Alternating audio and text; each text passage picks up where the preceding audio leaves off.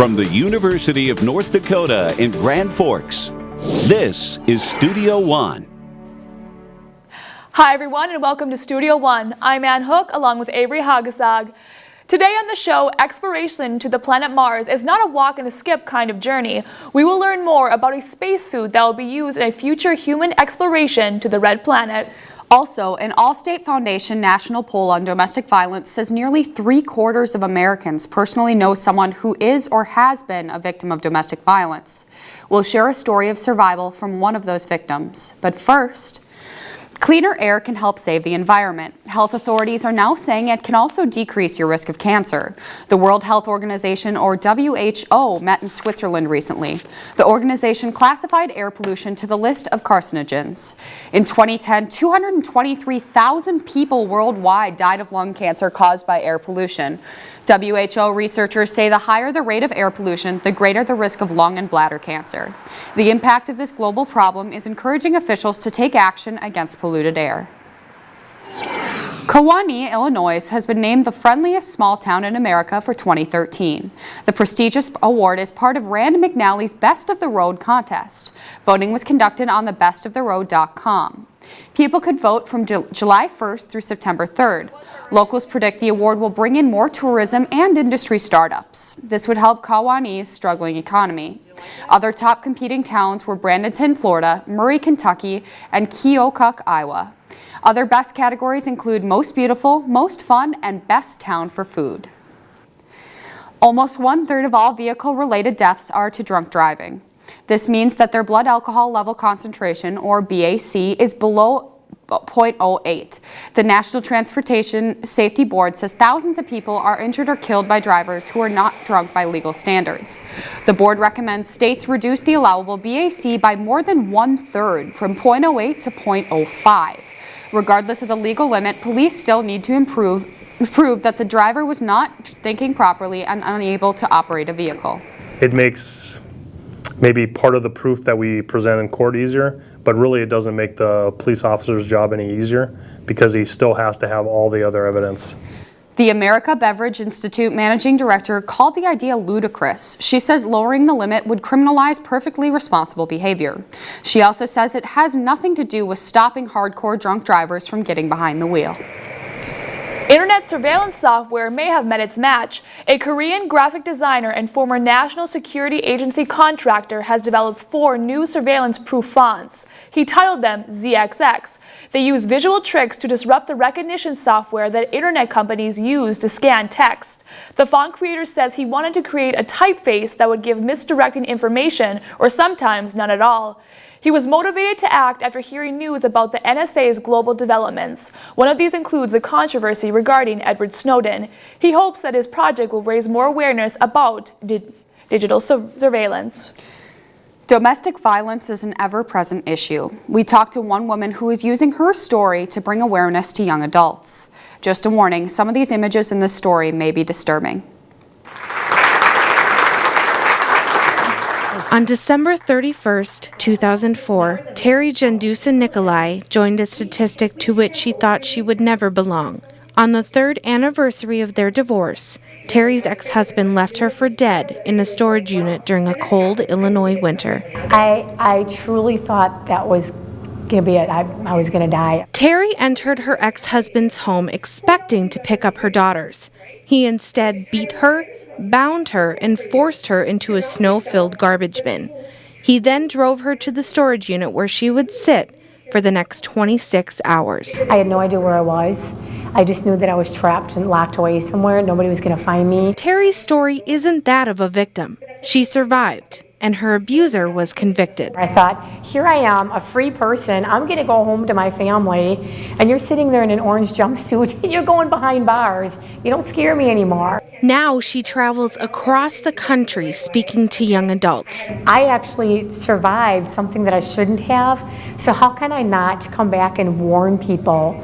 The Domestic Violence Resource Center says 1 out of every 4 women will experience abuse in their life. Teri says domestic violence can be prevented, but there's one thing women need to do. Love yourself and take care of yourself, respect yourself, because it is harder and harder for somebody else to come along and treat you poorly if you have a high regard for yourself. One can assume her story isn't an easy one to share, but Teri says she tells it in the hope that other women will find strength.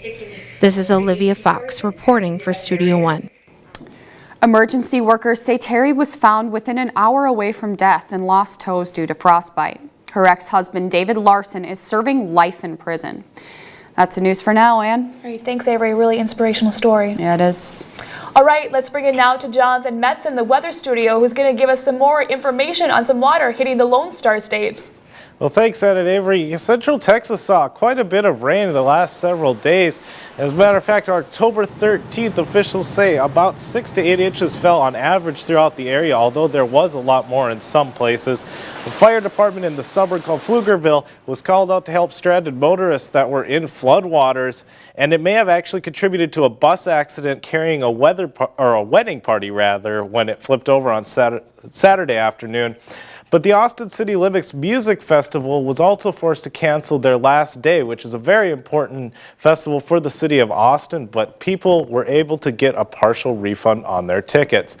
And now the thunderstorms were caused by thunderstorms that moved over and over and over again across the same region on the same day, which is what caused a lot of our flooding. As a matter of fact, if we zoom in on the Interstate 35 corridor through the Austin area, we could take a look at some of these rainfall totals, where in Sunset Valley they had just under a foot of rain at 11.33 inches, Rawlingwood at 10.84, the downtown Austin itself at 10.6. In the northern part of the metro area, though, the rainfall was a lot less, although still quite significant. Pflugerville had 4.18 inches, Jollyville had 5.2, and Jonestown had just a quarter under 5 inches of rain. And now as we move into our season of winter, you may not know how much the weather affects a restaurant near you. As the colder months bring change to the atmosphere, restaurants also see a change in business. Weekly, I would say, like your Monday through Wednesday, business slows down quite a bit. Weekends, till we get people picking up. Weather tracking analysts say undesirable weather can account for greater than 20% loss in revenue each year. James says he is prepared for all seasons. Given our versatility with our deck, our inside bar, and banquet, we never really see it drop too much. We just see certain venues fluctuate in our sales. Restaurants compete differently between seasons to draw in the crowds. You always have to keep one step ahead of another guy, and seasons you definitely have to play into it. You have to market yourself, you have to cater to what's going on in the community. With winter on its way, James and many other restaurant managers must be willing to change their marketing methods in order to keep their customers. With photographer Alex Stadnick, this is Riley Brewstill reporting for Studio One Weather. And it's always important for everyone, not just restaurants, to be aware of the season and what type of weather that it brings. And that brings me to our weather question for the week. What is the meteorological term for clusters of thunderstorms that move over the same area in a short amount of time?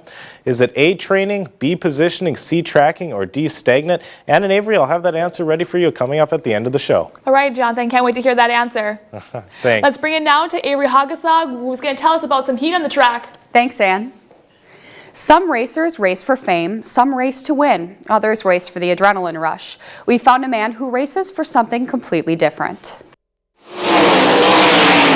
As the engines roar around the track on the last race of the season, a veteran racer and his family couldn't feel more at home. It's something that we plan for each week and that we spend a lot of time during the week talking about. Bob Martin has been racing for 2 decades with his family at his side.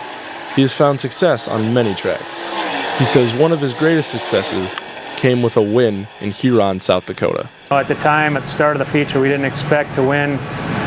Motor wasn't running well, and just things all fell into our favor. Probably one of the biggest ones. Not only is Bob a good racer and a fan favorite, but some could argue he's a good man as well. Been very competitive. He's always really accessible to the fans after in the pits, and just a gentleman racer. While it has been a career of mostly highs, it is the possible dangers that can worry a family. The scariest is fire, by far.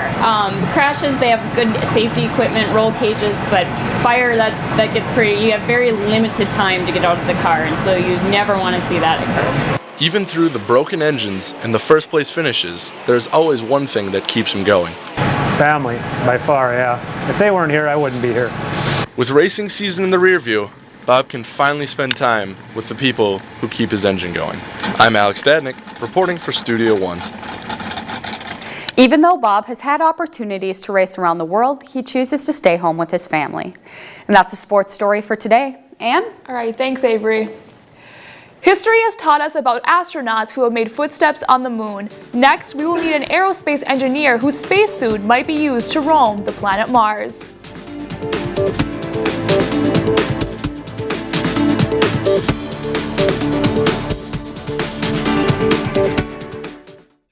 Closed captioning for Studio One is underwritten in part by NDAD, helping others to help themselves. North Dakota is facing challenges in healthcare delivery. The University of North Dakota School of Medicine and Health Sciences is building a place to help meet the state's healthcare needs. In addition to a new structure, we're also building interaction between healthcare professionals while building a workforce through expanding class sizes. We're inspiring our youth to engage in healthcare careers and exploring ways to reduce disease. It starts here and ends here, building a better future for North Dakota. At the University of North Dakota College of Engineering and Mines, classes have real-life application. Mentors guide students. Our work improves quality of life by answering tough questions with creativity and innovation. The University of North Dakota College of Engineering and Mines, training tomorrow's engineering and geology experts today.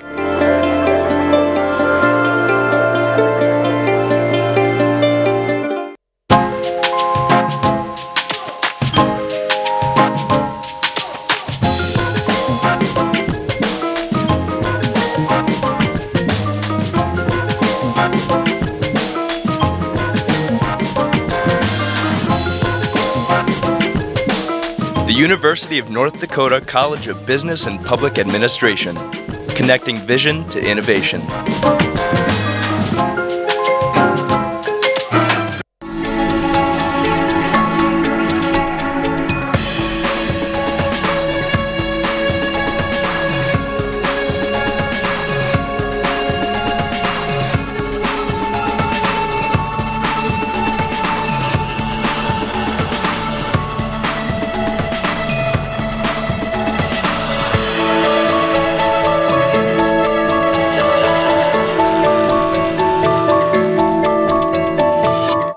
Studio One closed captioning is underwritten in part by Options, your disability information source.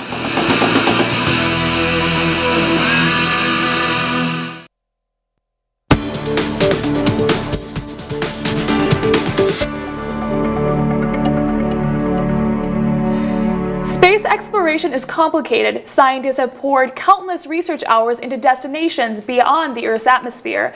Aerospace engineer Pablo de Leon is here to talk about a specific space technology he is working on. Well, thank you for being on the show today, Pablo. Well, it's a pleasure to be here. Tell me, what really took off for you the interest to go into space studies? Well, I have been working with space for many, many years. It has been an interest since I was a kid. So you know, I couldn't imagine myself to do anything else that working in space. To me, it's the most interesting thing I can be doing today. So I'm very, very happy to be able to work on this. Well, you don't have the average 9-to-5 job. What is it that you tell people you do? Yeah, sometimes it's difficult to say, but my main area of expertise is designing spacesuits, and I have been developing advanced spacesuits for NASA for more than 20 years. Mm-hmm. Well, now tell me, what is the function of the spacesuit? Well, the spacesuit protects the astronaut from the hostile conditions of space, mainly vacuum, lack of course, lack of pressure, provides oxygen. What we're seeing there is the NDX-2, which is one of our developments, is a lunar prototype spacesuit. Between other things, you have to provide a atmosphere that will protect the astronauts it also provides temperature regulation and, of course, many other things. So it is your small, private, personalized spacecraft. Well, over there, it looks fairly heavy. Tell me, how much does it weigh? Well, in space, it doesn't weigh anything, but it depends. It depends. For example, on Mars, you have about 1/3 of the gravity of the Earth. So it's roughly, in this case, in the case of the NDX-2, it will be 15 pounds or so. So it depends. In the case of the Moon, you have 1/6 of the gravity. So it depends of the environment. Sometimes you have to develop suits that are very lightweight. For example, we have one of our prototypes, the NDX-1, has been designed for Mars, and you have to build a very lightweight suit in order to be able to cope with the gravity and be able to do the same things you are supposed to do on Earth with the spacesuit. So, how long does the process take to get an astronaut inside the suit? It depends of the suit, but it can be up to 1 hour. Sometimes, yes, that's once that you're trained in the system, it takes less time, 20 minutes it can be. But yeah, it's a very complex process. Yeah. What is the global test program that this spacesuit is being involved in? Well, just recently, there is an annual event called the World Space Week that takes place on many countries. And just a few days ago, we were invited to take to do a spacesuit simulation that took place in Austria and France, Utah, and here in Grand Forks. So what we try to do is to test different prototype spacesuits that will be in the future used on Mars, lunar and Mars exploration. Well, to lead on to that question, how do you test this? I believe it's called analog testing. Yes, what we do is we work on analog environments. Analog environments are environments that, of course, don't fully mimic the environment of another planet, but then we are able to test the tools and experiments that will be done one day on the Moon and Mars. And here we are specializing what is called planetary spacesuits. These are suits that will be used on planetary surfaces, such Moon or Mars. So we are trying to build them in a way that they will be easy to service and to maintain on another planet. Well, how do you really create a spacesuit that can sustain human life? Because not a lot of people have been to Mars. How do you know the proper conditions to make a spacesuit like that? Well, we have been sending robotic spacecrafts to Mars since 1976, and so we have a fairly good idea of what is the composition of Mars and what are the different things that we're going to find there. Of course, sometimes you have to work with things that you don't know. There are some, for example, the suits that were developed for the Moon during the Apollo program in the 60s were developed without no one ever been to the Moon. But it's part of the treat. You are designing something for a tiny bit of unknown, and from the science standpoint, you try that unknown is as small as possible. But there is still a factor of we don't know. Well, one last question. What is the amazing part of this for you? To say you get to work with astronauts every single day. Well, it's great to me. Working in space is just amazing. It's, as I said before, one of the most interesting things that I can see that I can be involved today. And I really believe space is the new frontier. Is right now providing a lot of benefits to our daily lives, and I think in the future will be even more important. All right. Well, I wish you all the luck on your project as it takes off. Thank you. Thank you very much.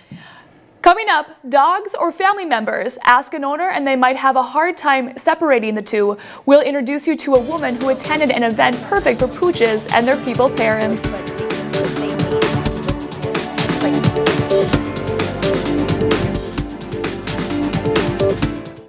Studio One closed captioning is underwritten in part by Options, your disability information source.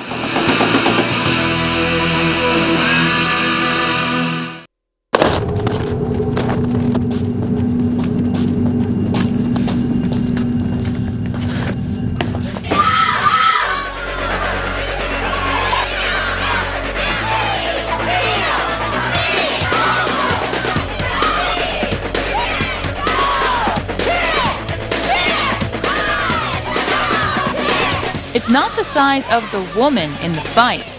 It's the size of the fight in the woman.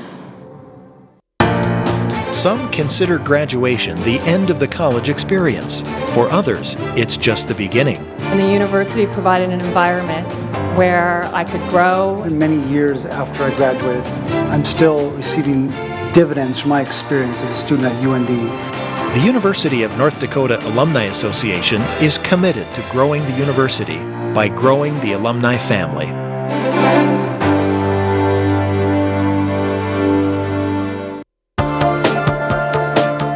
At the University of North Dakota College of Engineering and Mines, classes have real-life application. Mentors guide students. Our work improves quality of life by answering tough questions with creativity and innovation. The University of North Dakota College of Engineering and Mines, training tomorrow's engineering and geology experts today.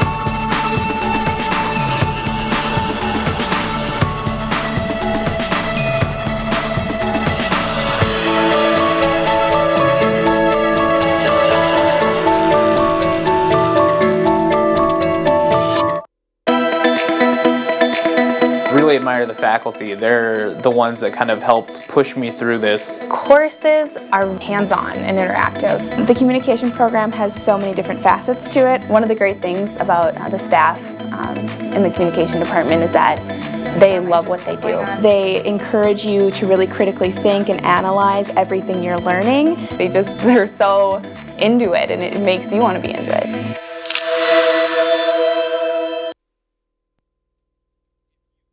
Attend a live show, go to our website at studio1.und.edu.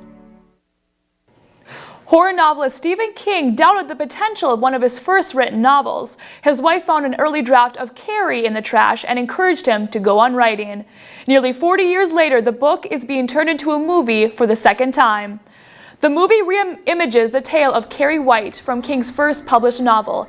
Carrie is a high schooler shunned by other students and aggressively sheltered at home by her ultra-religious mother.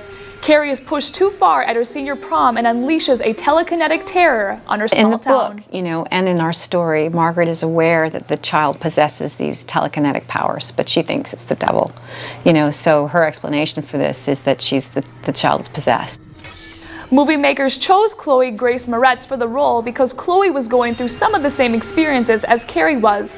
Chloe and Carrie are around the same age, and while the movie was being made, Chloe was even asked out to her senior prom. Director Kimberly Pierce says Chloe being in the teenage reel truly brings an edge to the film.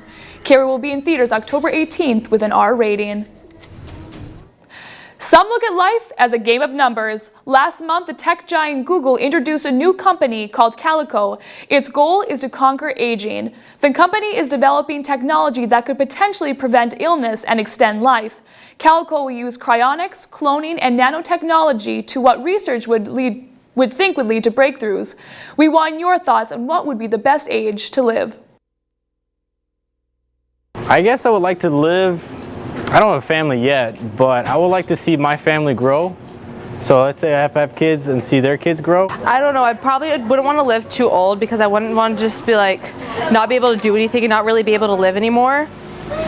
So I don't know, probably like 90, 95. Well, I hope to live to about 100. Just see my family grow whenever I get some and see how the world turns out so far. I guess it depends on what's going on in the world and what my quality of life would be. But if I could have quality of life, I guess I would like to live to be about 100.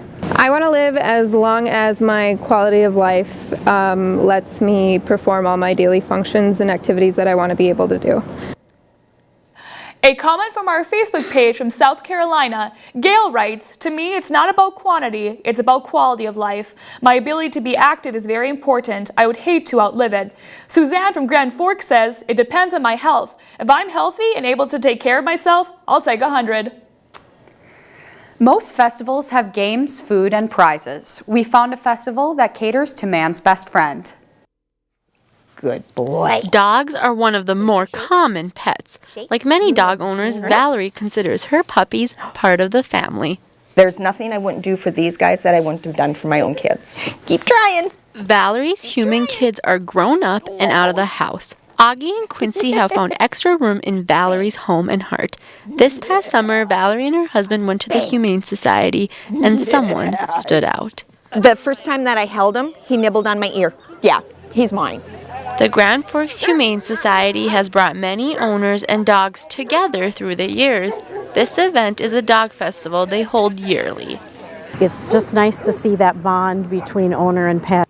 Valerie, Augie, and Quincy take this opportunity to mingle with other dogs and their owners. The festival includes events like Best Tail Wagger, Doggy Bowling, and Most Disobedient. Come here, kids. Quincy shows his stuff in the Best Trick competition. Sadly, he doesn't win, but it's evident Valerie still supports her pooch. She says the best part of having a dog is the love they give. They don't care if you got the promotion or the raise or not. They love you no matter what. Places like the Humane Society make those relationships happen. For Quincy and Augie, it doesn't matter how they got into Valerie's home. All that matters is that they got into her heart. With photographer Ann Hook, I'm Christiana Dogan reporting for Studio One. The festival this year had homemade doggy treats. Other activities included doggy dash and musical sit and stay. You know, that looks like a lot of fun for those pooches. I know, might have to bring my dog next year. All right, let's bring it back now to Johnathan Metz in studio with a final look at today's weather. How's it look, Johnathan? Well, Ann and Avery, it's going to be cooler. We're getting closer to winter, but this is even more than that. It's going to be colder than normal across a wide part of the country, all the way from Montana to Pennsylvania. The only warm spot is going to be on the west coast. In our rain map, it's going to be drier also along the west coast. The only real spot of wetness is in Michigan. And our trivia question for the week was clusters of thunderstorms that move over the same area at the same amount of time. The answer is training, which refers to the train on a railroad track. But Ann and Avery, that's the weather for now. All right, thanks for that, Johnathan. As always, you can follow us through social media or get more information on our website. From all of us at Studio One, have a great week. See you next week.